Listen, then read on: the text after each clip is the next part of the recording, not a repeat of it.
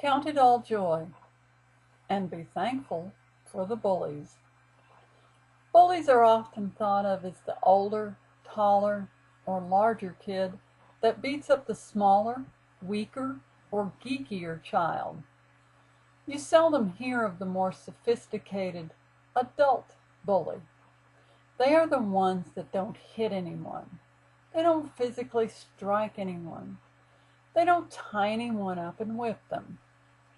They do a particularly gruesome form of mental and emotional torture. They are civilized about it. First, they suck you into their little web of lies by telling you how glad they are that you are here and how proud they are to have you as a preacher, a teacher, a handyman, an office clerk. What they don't tell you is that they have thoroughly researched you, and they know your strengths and your weaknesses better than you do, or so they think.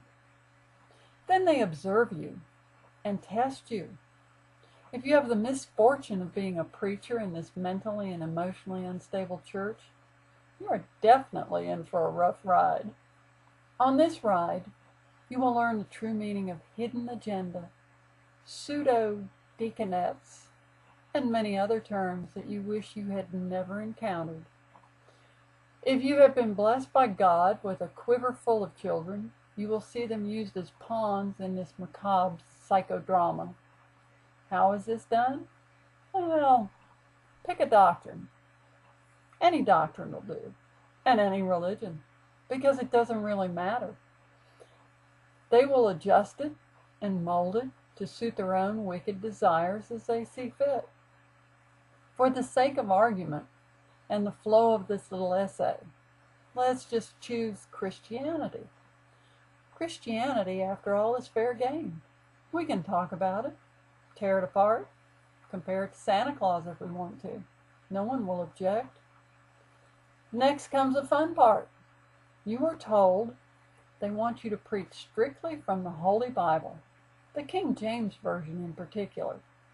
What you don't know is they have a different version and a hidden agenda. Those 10 Commandments so proudly displayed in the hallway are sheer decoration, just another ornament gracing the walls. The doctrine for the particular denomination is framed and beautifully decorated, but is nothing more than an example of the handiwork of a long since departed era. Their claim to be strict adherence to the good news soon fails under the weight of their idolatry and their desire for more fun in the calendar and more funds in the coffer. Within 24 months, they have found your strict adherence to Scripture quite burdensome, something they didn't expect you to adhere to. And they have started looking. They are searching. The witch hunt has begun. The list is being compiled. You just aren't privy to that list. It's that list of things they can do and you can't do. It boils down to one simple thing. They hired you, and you must toe the line, or else. Only one problem. They seem to have forgotten who placed you in that position.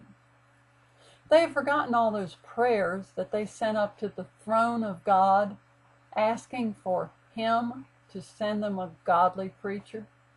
They forgot that someone, or maybe a couple of dozen someones, actually obeyed God, took heed of His word, and their prayers were answered.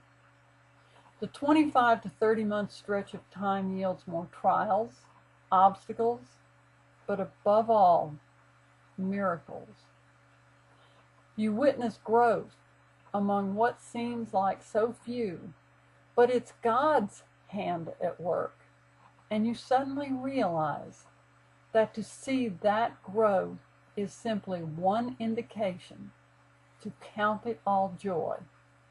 Although the desire is that it all proceeds smoothly, you see God at work in spite of man's interference, and you and your family can rejoice and count it all joy to be a part of His handiwork.